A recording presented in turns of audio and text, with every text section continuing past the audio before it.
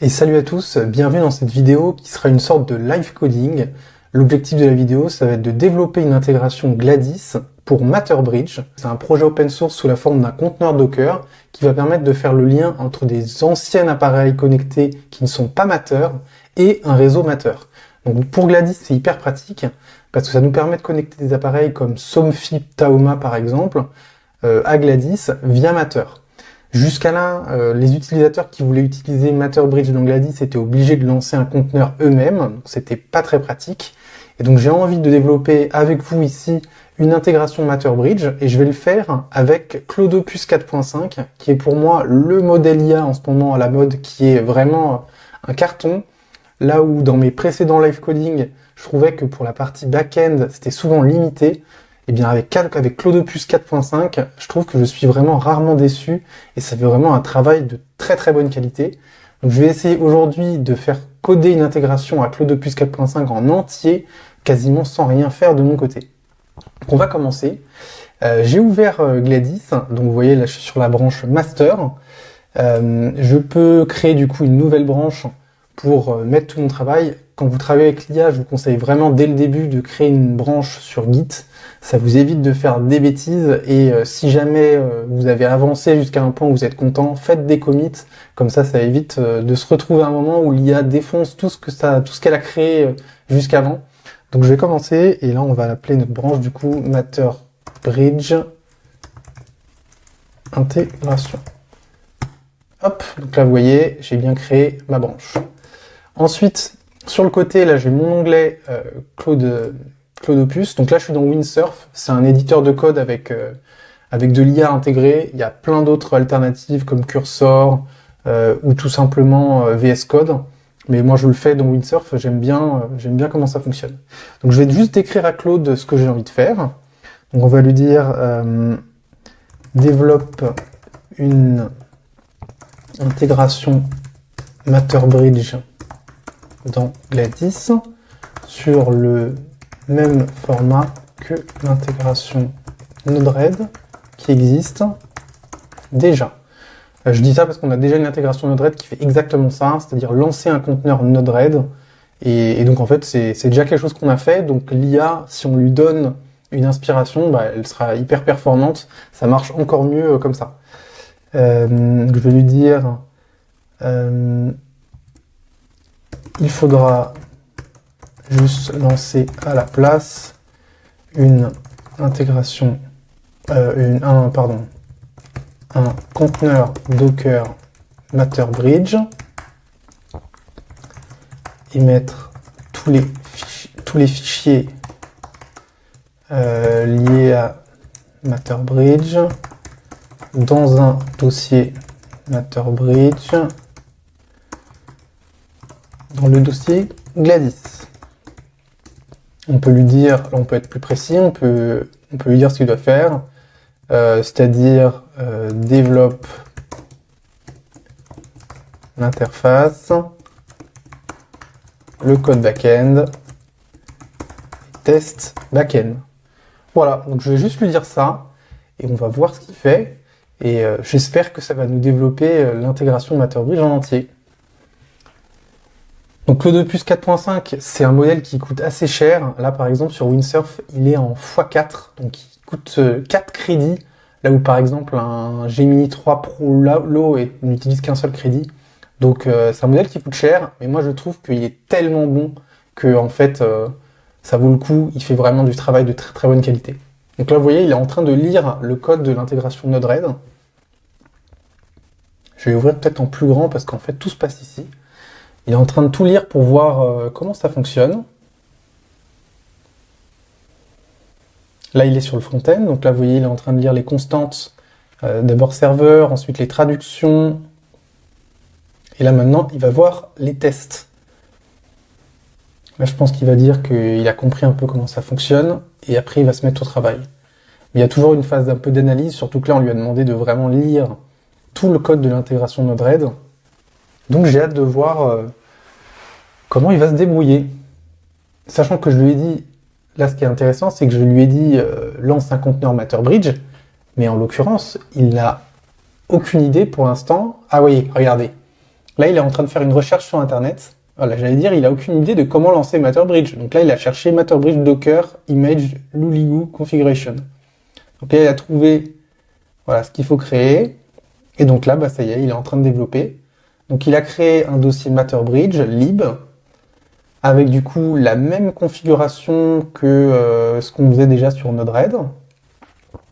Ok. Là, il est en train de créer tous les fichiers. Le get configuration is enabled. En fait, tout ce qu'on avait fait sur Node-RED, il est en train de l'adapter.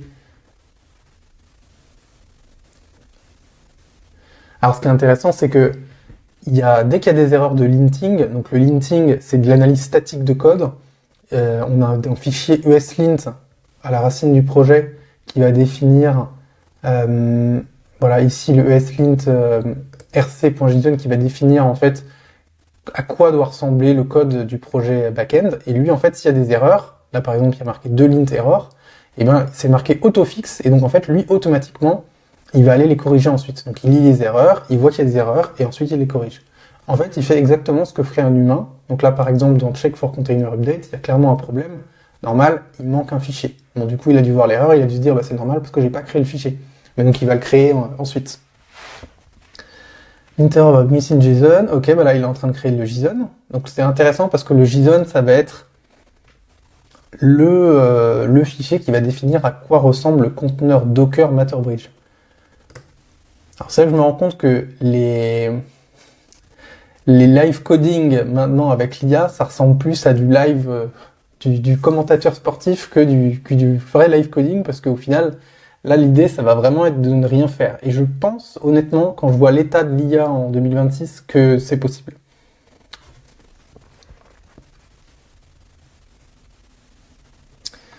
Ok, donc là j'ai l'impression qu'il a fini toute la partie back-end. Il est en train de continuer, mais en gros il a créé du coup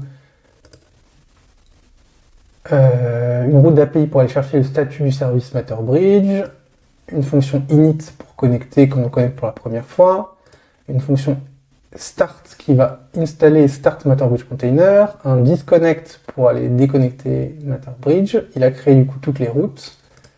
Le conteneur il ressemble à ça. Alors c'est intéressant, mais là pour le coup il a mis en dur les routes. Je sais pas si c'est ce qu'on fait pour Node-RED, mais ça m'étonne. Je pense qu'il les a juste mis comme ça, mais qu'après, dans le install container, il va les remplacer, je pense. Ouais, voilà. Le binds, en fait, là, il le remplace. Il met MatterBridge path, il va aller chercher. C'est exactement ce qu'on fait sur côté Node-RED.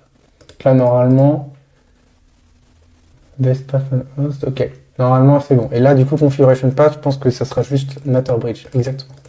Ok, donc ça, c'est bien fait. Le is enabled, il regarde juste est-ce que MatterBridge est activé. Ok, très bien. Save configuration, il va aller chercher. Ok, c'est ce qu'on faisait aussi côté le statut. Donc il y a des variables. MatterBridge existe, tout ça. Alors pour l'instant, qu'est-ce qu'il est en train de faire? Ah oui, il est en train de faire le front-end. Donc là, on lui laisse coder. Il ajoute un peu tout.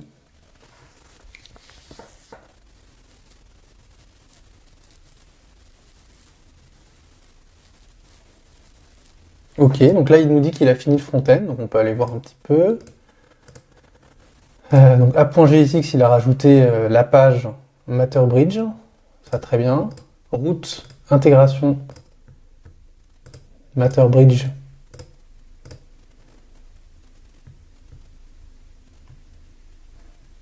Voilà, la racine. Ouais, il y a juste une page de setup. Alors le truc que j'aime pas trop. Alors comment il a fait pour la part? Ah non, c'est bon. Ok, il a mis dans toutes les fonctions là-dedans. Ok, c'est très bien. J'ai eu peur qu'il avait utilisé l'ancien gestionnaire de states qu'on utilisait avant dans Gladys. Mais en tout cas, ce n'est pas le cas. Là, il est en train de créer toutes les traductions. Maintenant, même, vous voyez, il fait les traductions en français. Là, il les fait en anglais. Globalement, il n'y a pas grand-chose à faire. Il fait tout. Il continue d'avancer. Maintenant, il va s'occuper des tests back-end. Si on arrive à un point où il nous fait les tests tournent sans aucun problème, que c'est correct, c'est-à-dire que je vais relire ce qu'il a fait et c'est correct, franchement, c'est propre. Mais là, je suis en train de dire ce qu'il fait, ça a l'air vraiment propre, hein, c'est exactement ce qu'il faut. Alors après, là, c'était un exemple entre guillemets simple, parce qu'on lui demande de créer une intégration sur le modèle d'une intégration qui existe déjà. Donc en soi, il a juste à copier-coller le code, remplacer les variables. Il a une vraie inspiration, et l'IA, en fait, c'est le domaine dans lequel elle excelle. Donc là-dessus, je me fais pas trop de soucis. Bon, sachant que l'objectif, c'est que là, il nous fait tout le code. On va voir s'il est capable de nous faire en 20 minutes une intégration MatterBridge. Ensuite, on se lance les tests, on regarde si ça marche. Et après, je vais lancer un mini PC pour faire un test complet. Et l'objectif, c'est on s'installe l'image. On va builder une image Docker, on se l'installe sur le mini PC. Et pour moi, l'objectif, c'est que ça marche quasiment du premier coup. Si c'est le cas, franchement, incroyable. Donc là, il est en train de finir tous les tests. Regardez, il est en train de tester du coup tous les fichiers. Install container test. Alors sachant que là, dans mon prompt, j'avais été assez précis. Je lui avais demandé d'écrire du coup le backend, le front-end, les tests. Je sais pas s'il serait allé écrire les tests lui-même, mais je pense que oui, parce que c'est vrai que maintenant, en fait, quand on lui demande une tâche, il va parcourir vraiment tout le projet pour comprendre comment ça fonctionne. Et là, typiquement, j'avais mentionné qu'il fallait copier Node-RED. Donc, à mon avis, il aurait fait une recherche Node-RED sur tout le projet. Il aurait vu qu'il y avait des fichiers de test. Et donc, il se serait dit, s'il veut que je fasse la même chose. Alors, vous voyez, c'est intéressant. Il y a une limite, je pense, pour éviter que ça consomme trop de crédit si jamais vous oubliez vous laissez tourner Claude Opus en arrière-plan et qu'en fait, ça vous consomme tous vos crédits. Donc, des fois, il demande juste de continuer. Ok, donc là c'est super intéressant. Il avait fait quelque chose à la base, et en fait c'est pas ce qu'on fait d'habitude dans Gladys. D'habitude on fait un expect result to equal true. Donc là il est en train de lancer les tests, donc il attend même pas ma permission. Là maintenant ça y est, il lance les tests. Les tests sont un échec. Du coup, ah oui, il y a un petit problème parce que effectivement j'avais pas installé les dépendances pour la nouvelle intégration Nuki. Ok, donc là il a lancé que les tests MatterBridge pour voir est-ce que ça marche. Peut-être qu'il a installé carrément les packages. Ok, lui il me dit qu'il a fini. Intéressant. On va aller voir les tests et on va les lancer. Donc là on a créé MatterBridge. Déjà il y a les tests API. Bon, les tests API c'est relativement simple, donc je me fais pas de soucis. On va un peu plus réduire l'IA et on va se mettre un peu plus ici. On va aller dans le dossier serveur. Là, je vais mettre le test en .only pour tester que ça fonctionne bien. On va faire une npm test. Ah oui, il y a cette histoire de... Ah oui. Ok, on n'a pas installé les dépendances. On va le faire maintenant. Même pour pas s'embêter, je vais aller directement dans Nuki et je vais installer juste les dépendances de Nuki comme ça. Ça résout le problème. Là, si je relance les tests, normalement, ça devrait fonctionner.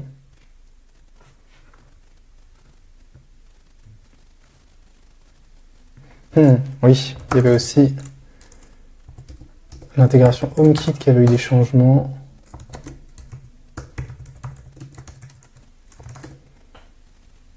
Normalement, ça devrait être bon là, à moins qu'il y ait eu d'autres changements, mais je crois plus. Voilà. Ok. Donc là, c'est bon. Alors après, les tests d'API, c'est souvent des tests qui sont à 90% moqués, donc j'avais pas très peur là-dessus.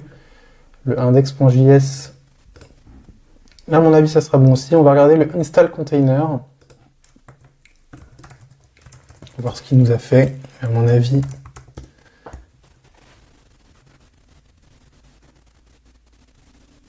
il n'y a aucun problème. Ok, intéressant. Donc là, il y a un test qui fail. Should create container.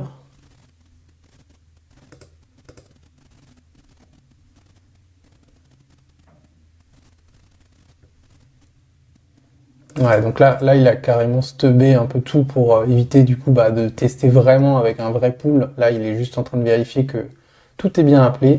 Par contre, il y a un problème, expect fake to be called argument qui n'a pas été le cas. Donc là, il a pas... En fait, je pense que les tests, il n'avait pas bien testé. Donc je vais lui dire...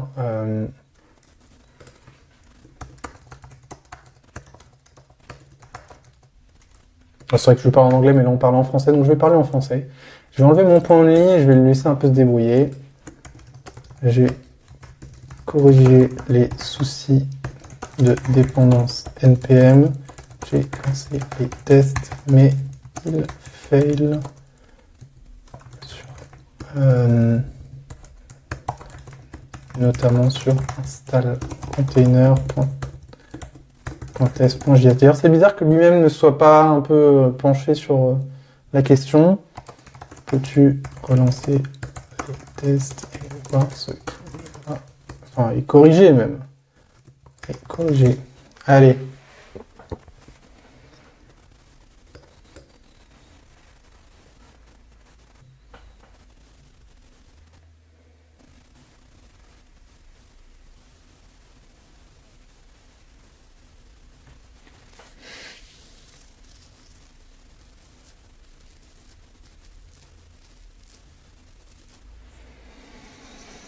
Là, il est passé en français. Tout à l'heure, il était en anglais, donc il se fait son petit changement. Maintenant, je lui parle français, donc il se dit, faut qu'on parle en français. On va voir ce que ça donne. J'espère qu'il va relancer les tests de lui-même.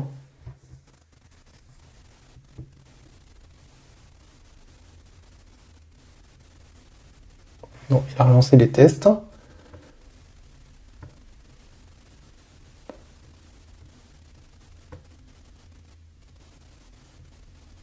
Ok, là il relance et il voit qu'il y a des soucis. C'est bien, là on l'a remis sur une piste, il voit qu'il y a des... Il voit qu'il y a des problèmes dans son code, donc il corrige.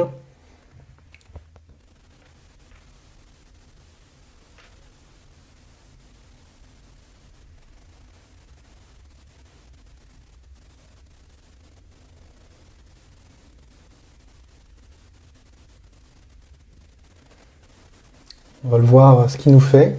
J'ai hâte de voir est-ce que ça... Ok, 34 tests passing, super.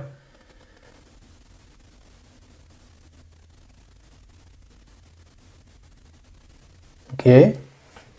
Normalement, je pense qu'il va me dire que c'est ok. 34 tests, à mon avis, ouais, il a tout couvert. Ok, ok, parfait. Là, normalement, tous les tests passent. Je pense que si je me remets, par exemple, sur celui-là en particulier, mais j'ai vu, là, quand il a lancé les tests, tout passait, donc normalement, ça sert à rien de refaire ça. Je vais vérifier, mais à mon avis, c'est ok. Ok. Alors, bien sûr, tout ça, avant que ça parte en prod, hein, je vais le relire, évidemment, parce que l'IA fait quand même beaucoup de bêtises. Même si c'est de mieux en mieux, il y a quand même des trucs qui sont pas terribles. Donc je vérifierai, mais globalement là de ce que je vois, pour l'instant tout ce que je vois me paraît vraiment chouette, donc on va voir ce que ça donne. Ouais, alors après là les assert not code, ah oui non ok ça c'est ok, not code ok ça c'est ok. Ça a l'air globalement très bien. Est-ce qu'on n'irait pas se voir l'interface, parce que là du coup il nous a fait le front-end aussi, donc on va aller voir, est-ce que ça... On va lancer le front-end. Déjà, on va voir est-ce que le front-end démarre ou est-ce que ça crache lamentablement, mais en tout cas, je trouve qu'on n'est plus dans l'ère de l'IA où on se demande est-ce que ça va builder maintenant l'IA toujours juste. Après, la question c'est est-ce que c'est à notre goût, mais donc on va pouvoir aller voir ce que ça donne. Donc là, je suis sur mon instance de test, du coup sur localhost 1444. Je vais dans intégration et on va regarder ce qui nous a bien créé une intégration MatterBridge. Alors là, ce que je vois, c'est que pour l'instant, je ne vois pas d'intégration MatterBridge. Donc à mon avis, là-dessus, il s'est planté. À mon avis, c'est juste une question de détail. Je pense qu'il a juste oublié de rajouter l'intégration à la liste. Je pense d'ailleurs que si par exemple, là, je vais sur intégration Matter, alors même, on va prendre Node-RED vu qu'il avait pris Node-RED comme inspiration. Si je pense que si je suis dans l'URL, je remplace par MatterBridge, à mon avis, on arrive sur la page MatterBridge. Voilà. Et donc il me dit, ce Gladys ne suit pas dans Docker et il est impossible d'activer MatterBridge depuis Gladys. Ce qui est vrai, vu que là je suis sur mon Mac de développement et du coup on n'est pas dans un conteneur Docker, donc il a détecté que c'était pas possible. Donc ça, pour l'instant, il a fait son travail. Là, ce qu'il va falloir faire, c'est retourner sur le code et voir déjà pour afficher MatterBridge dans la liste. Un autre truc qu'il va falloir faire, c'est ajouter une icône. Ça, pour le coup, c'est un truc que l'IA ne va pas faire. Je pense, à tester, mais je pense pas que Windsurf puisse générer des images. Donc je pense que moi, je vais aller créer sur Canva une petite icône en quelques clics. Et voilà. On va regarder du coup côté front-end, qu'est-ce qu'il a fait. Vous voyez, allez, hop, il a oublié de modifier le fichier devices.json pour ajouter, là normalement on va trouver Node-RED, voilà, il n'a pas rajouté de ligne. On va lui dire modifier le fichier devices.json pour ajouter l'intégration MatterBridge. Du coup, il ne s'affiche. On peut dire, du coup, l'intégration ne s'affiche pas dans la liste pour l'instant. Ok.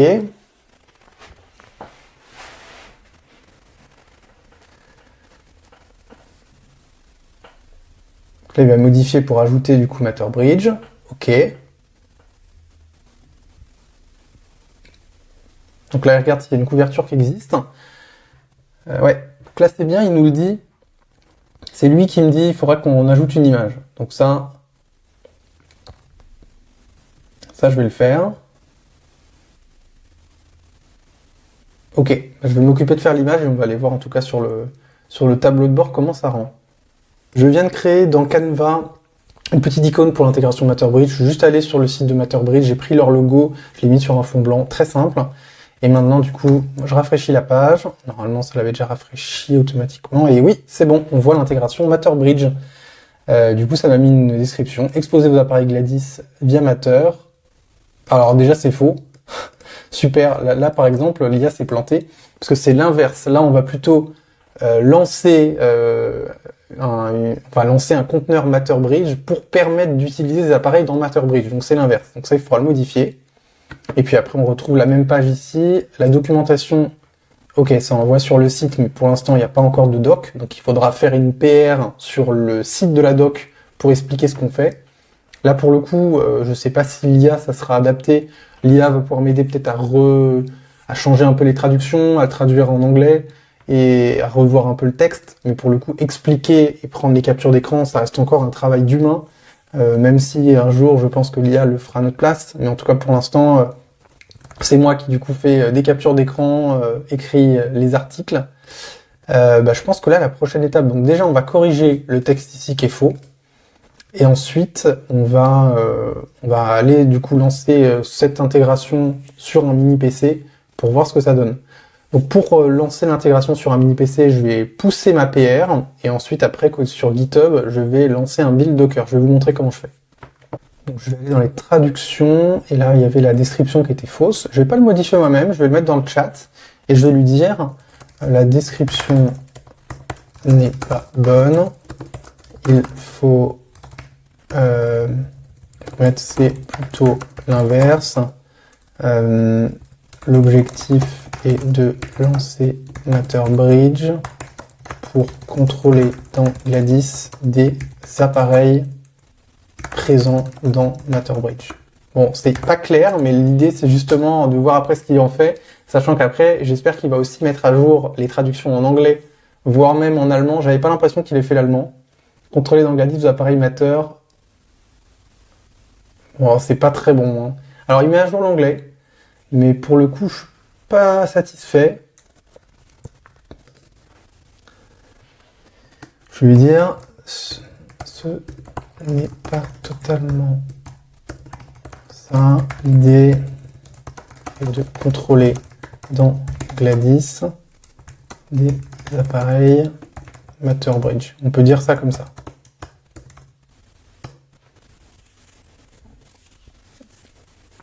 Je vais mettre à jour, oui, bon voilà, là il fait la version hyper simple.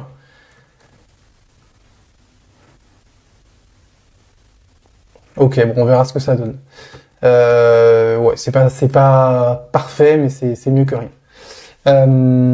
Donc là, je pense qu'on est pas mal. Donc là, ça m'a créé vraiment un peu tout. J'ai hâte de le tester en réel.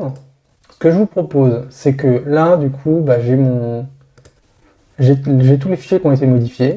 Il faudra évidemment faire une review de la PR, mais là on va faire comme si c'était l'IA qui avait fait sa PR de A à Z. Je ne le review pas forcément maintenant. J'ai envie de voir fonctionnellement à quoi ça ressemble. Et donc, Je vais là du coup faire un commit et pusher ma PR sur GitHub, et ensuite je vous emmène sur GitHub et on regarde ensemble comment builder une image Docker à partir de cette PR.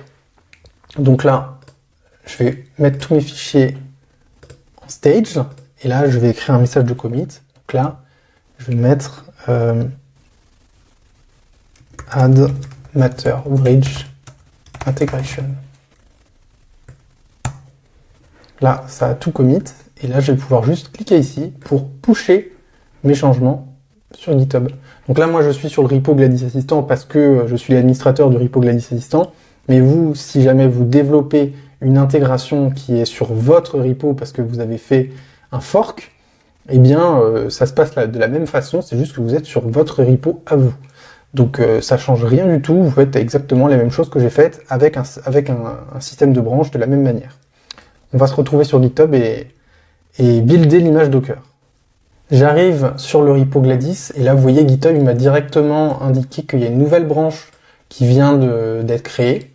Donc là je vais faire, alors je peux faire compare et pull request si j'ai envie de créer la pull request. Donc si je fais ça, en fait ça va créer la pull request, et là on voit en fait tous les fichiers qui ont été modifiés. Donc ça on pourra le faire à un moment. Après là je ne sais pas si on a besoin de le faire, parce qu'en soi, au moment où je tourne cette vidéo, ça va créer du coup une PR qui est visible par tous, là où la branche, elle est visible, mais c'est pas mis en avant, quoi. Et en fait, en soi, on n'a pas besoin d'avoir la PR pour lancer un build. On a juste besoin du nom de la branche, c'est Matter Bridge Integration. Et donc là, moi, je vais aller dans Action. Donc, ce que je vous montre, ça ne marche que parce que j'ai déjà configuré mon repo avec des clés d'API pour pousser sur GitHub. Si jamais vous l'avez pas fait, il faut le faire. Et ça, vous pouvez regarder ici là dans GitHub et dans Workflows, il y a un workflow Docker PR build. Je crois que c'est celui-là. Non, c'est pas celui-là. C'est plutôt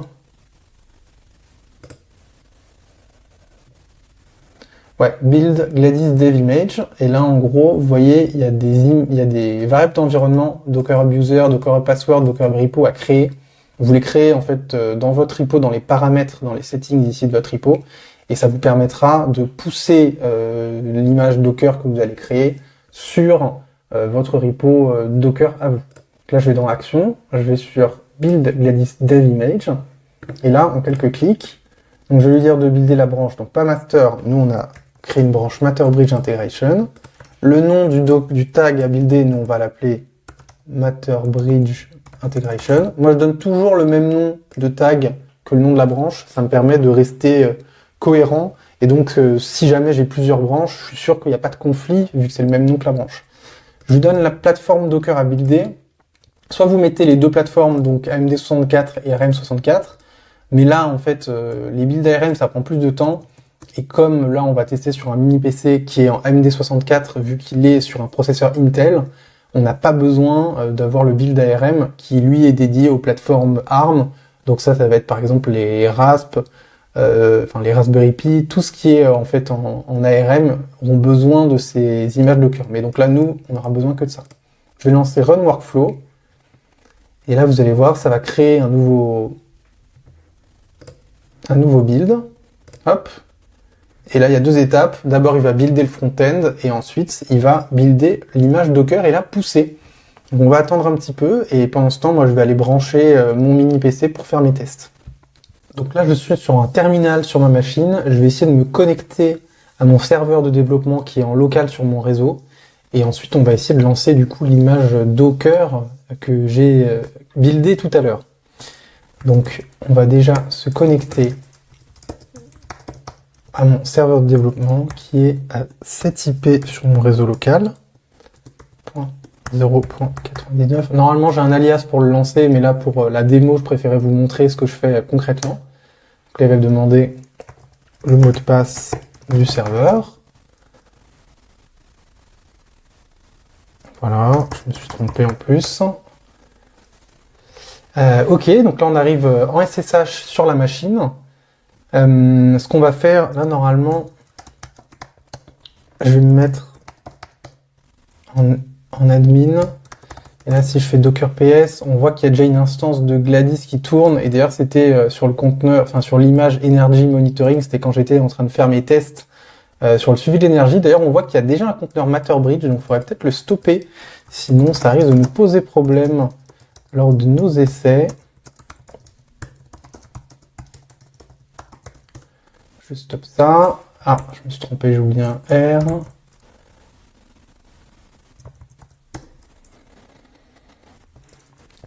Ok, pour Gladys, du coup, on va faire pareil. ZigBee2MQTT, on va le laisser, on s'en fout. Ok, donc là, il reste plus que Mosquito. Ce qu'on va faire maintenant, c'est que je vais copier-coller le Docker Run qui est sur le site. Je l'avais mis normalement dans mon presse-papier, non.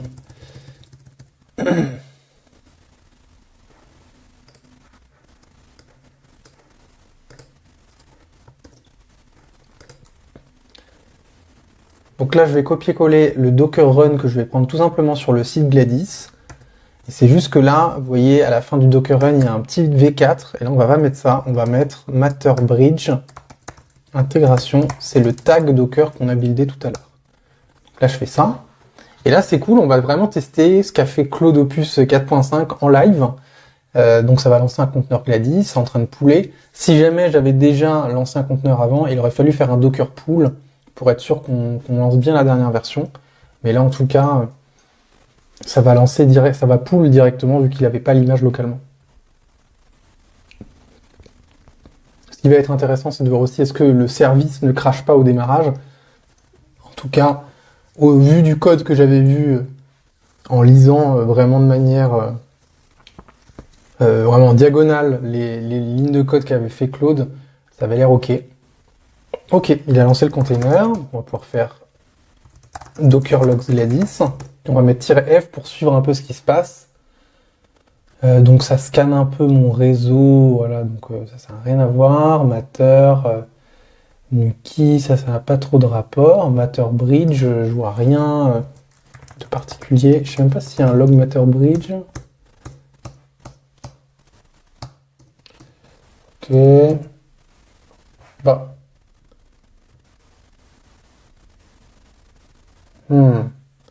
Avec un peu de malchance, il a carrément oublié de mettre le service dans... il y a un fichier... on va voir. On va voir. Ok, je vais aller sur mon navigateur et puis on va voir si le service existe. Donc là, je suis sur mon navigateur, du coup sur le mini PC de test que j'ai chez moi. Je vais aller dans intégration et normalement, je vais retrouver mon intégration MatterBridge. Donc là, c'est intéressant, il nous dit ça, mais à mon avis, ça c'est le symptôme qu'en fait, ça n'a pas marché. À mon avis, il a fait la même erreur qu'il a fait sur le front-end. Il a codé toute l'intégration, mais il a oublié de brancher l'intégration à Gladys. Donc là, ouais, voilà. En fait, là, il fait un get sur status, mais en fait, la route, il la voit même pas. Donc en fait, l'intégration n'a pas été démarrée et c'est ça le souci. À mon avis, il manque juste une ligne de code. Donc on va aller retourner voir... Claude et on va lui dire qu'il n'a pas fait son travail, il a loupé quelque chose. Dans Windsurf, je vais aller voir du coup côté serveur. En fait, côté serveur, il y a un petit fichier index.js ici dans lequel tous les services sont ajoutés et je parie qu'il n'a juste pas ajouté le service. Si là je tape MatterBridge, voilà, il manque le service. On va lui dire, on va mettre...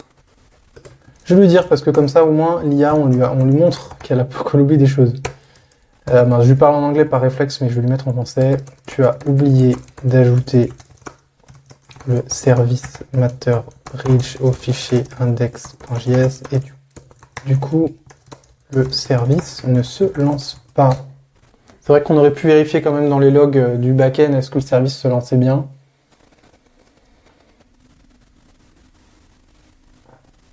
Ok, donc il corrige ses bêtises, il ajoute le service MatterBridge, et donc là, normalement, le backend redémarre, et là, on devrait voir dans les logs, MatterBridge, ok, il voit MatterBridge is not enabled, skipping. Ok, super. Donc là, c'est bon, c'est ok. On va relancer un build Docker, c'est dommage pour juste ça. Normalement, ça devrait être prêt en quelques minutes. Donc là, je fais un commit. Add require matter bridge in index.js. Je pousse le commit. Et ensuite, on va le faire un build. Bon, je vous ai épargné le temps de build, mais c'est bon, on est prêt, on a une nouvelle image qui du coup normalement démarre MatterBridge. Donc je vais faire Docker PS. Là, j'ai mon Gladys, on va le stopper. Alors normalement, je crois que même j'avais le Docker stop, voilà, dans les précédentes. Maintenant, ce qu'on va faire, c'est qu'on va faire un Docker pull pour récupérer du coup la nouvelle version.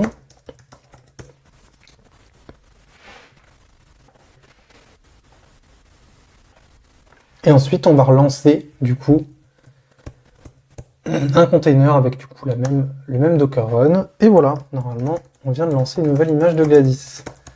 On fait Docker logs. Normalement, on doit voir quelque chose lié à MatterBridge dans les logs. MatterBridge, on va encore devoir tout se refaire. Oui, voilà, on le voit là. MatterBridge is not enabled skipping, donc parfait. Maintenant, on va retourner dans le navigateur. Je vais retourner dans l'intégration. Alors, l'intégration MatterBridge, oui, je suis passé devant. Elle est ici. Ok, donc là, maintenant, ça me dit MatterBridge n'est pas activé. Donc, j'imagine que maintenant, le retour API est plus propre que tout à l'heure. Si je regarde status, voilà. On voit MatterBridge exists false, running false, enabled false, Dockerbase true, network mode valide true. Donc là, tout a l'air plutôt bon. Je vais cliquer sur activer. Normalement, ça va lancer un container MatterBridge. On va voir si ça fonctionne. Alors d'ailleurs, je ne sais pas comment il a codé l'intégration. Est-ce que on va avoir un message propre? Génial. Ok, donc là, il nous a dit, il nous met carrément l'URL à laquelle est disponible MatterBridge, pas accessible depuis Gladys+.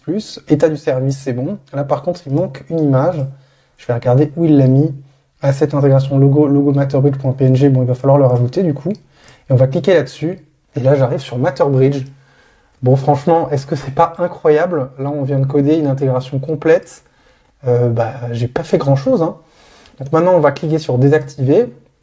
Il me dit, est-ce que vous êtes sûr de vouloir désactiver? Je clique sur désactiver. MatterBridge n'est pas activé. Si je retourne ici, effectivement, MatterBridge est down. Et là, du coup, MatterBridge, il faut le réactiver, quoi. Ok, franchement, l'intégration a l'air de fonctionner. Pour moi, c'est un succès. J'ai l'impression que le code est bon. Il va falloir du coup faire une review de tout ça. On a dit qu'il manquait une icône que je vais ajouter. Mais franchement, pour un truc qu'on a codé en quelques minutes et sans écrire une ligne de code, je n'ai pas écrit une ligne de code, c'est ça qu'il faut retenir. Franchement, c'est pas mal. Après, ce que vous remarquez, c'est que il y a quand même eu besoin un peu de mon expertise parce qu'on a eu 2 bugs. L'IA s'est plantée, en fait, elle a oublié d'ajouter à 2 endroits une seule ligne de code.